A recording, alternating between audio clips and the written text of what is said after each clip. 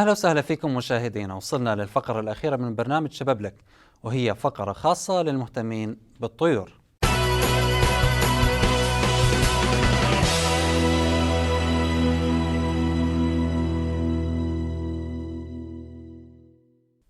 في تركيا استمر السوريين من أصحاب الهواية واللي بيشتغلوا فيها كتجارة بتربية الطيور، ووصلوا لحد إنشاء جمعية بتضم مربي الطيور السوريين وبتجمعهم من كافة الولايات التركية. تم ترخيص الجمعية السورية لمربي الطيور بشكل نظامي لدى الحكومة التركية، وصار بعدها تواصل مع الجمعيات الطيور التركية. وصل لحد الآن عدد أعضاء الجمعية ل 215 عضو، من بينهم أطباء بيطريين ومشتغلين بالمجال. وهو لحتى نتعرف أكثر عن الجمعية خلونا نتابع المادة التالية.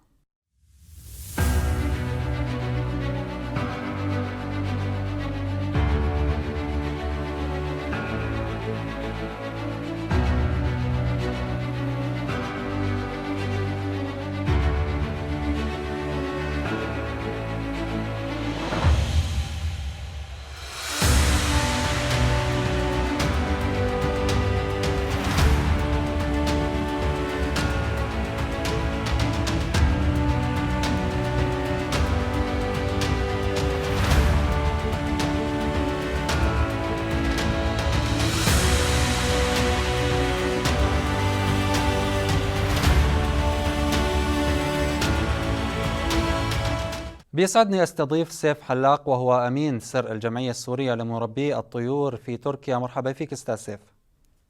مرحبا بك أستاذ إبراهيم، وشكرا لك برأيك أستاذ ولقناتكم. سيف، شو هي الفائدة الأكبر من إنشاء الجمعية؟ الفائدة من تأسيس الجمعية هو جمع أكبر عدد ممكن من الهواة والمربين والبيطريين وأصحاب الخبرة تحت سقف واحد، لتبادل الخبرات والمعلومات والاحتكاك المباشر، ومحاربة الأفكار القديمة بأفكار علمية مدروسة. طيب أستاذ سيف، شو هي الخدمات اللي بتقدمها الجمعية؟ الخدمات اللي بتقدمها الجمعية هي خدمات عينية، تتضمن تقديم المشورات والنصائح والدورات التوعوية والتثقيفية ضمن هذا المجال، بالإضافة إلى تأمين مستلزمات الطيور الطبية والإكسسوارات والبذور ذات نوعية جيدة بأسعار مدروسة. كانوا شفنا كمان بتعطوا هويات وأختام ما إلى ذلك للطيور؟ أكيد أكيد، كل عضو بينتسب إلينا جديد بيحصل على هوية أو بطاقة تحمل رمز خاص فيه، بالإضافة إلى 25 حجل أو بلاك يوضع في رجل الطائر يحمل نفس الرمز الموجود على البطاقة أو الهوية. طيب أستاذ سيف، هاي الهويات مرتبطة بالجمعيات التركية، يعني مرتبطة بالسيستم التركي أم لا؟ نعم نعم نعم، هي موثقة من الحكومة التركية وتحمل رقم التي جي. كل هوية تحمل رقم التي جي الخاص بالمربي. مم. بتشجع أستاذ سيف على تربية الطيور؟ أكيد طبعا بنشجع على تربية الطيور، لأنه هي هواية جميلة ورائعة، لا يعرفها إلا من مارسها أو دخل بها. طيب يعني هي هواية أم مصدر رزق؟ لأنه في ناس تشتغل فيها كعمل يعني. لا، هي بالدرجة الأولى هواية، لكن يمكن تحويلها إلى مصدر رزق بعد أن يصل الهاوي إلى مرتبة المربي. مهم. وهذا دور الجمعية في هذا الخطوة والشأن، في تطوير قدرات الهاوي ليصل إلى مرتبة المربي. طيب شو هي الكمية لحتى ينتقل المربي من هاوي لتحول لمصدر رزق؟ شو هي أعداد آه، يعني لازم يربيها؟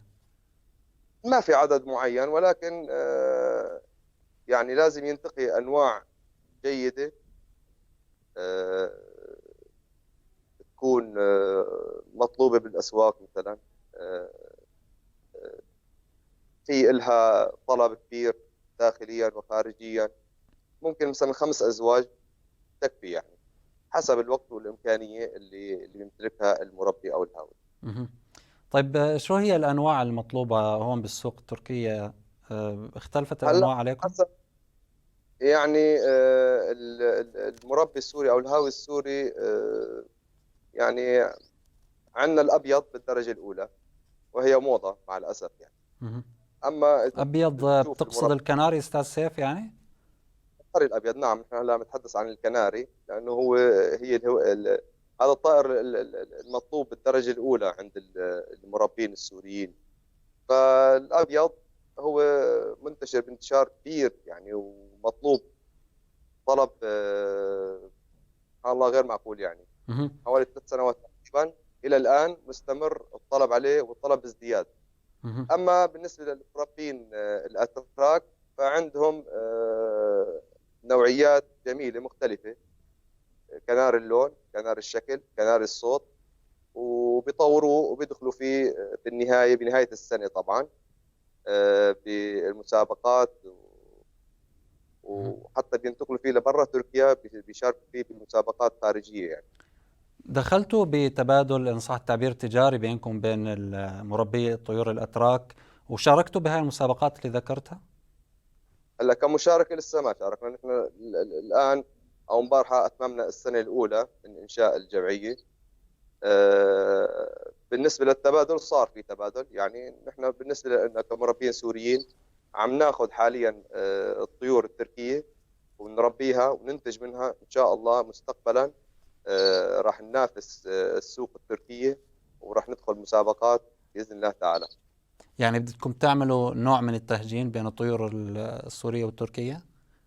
لا لا لا، هلا الطائر السوري هو معروف على مستوى العالم مهم. كامل، يعني معروف هو انه طائر حنون، طائر منتج، طائر سهل التربيه.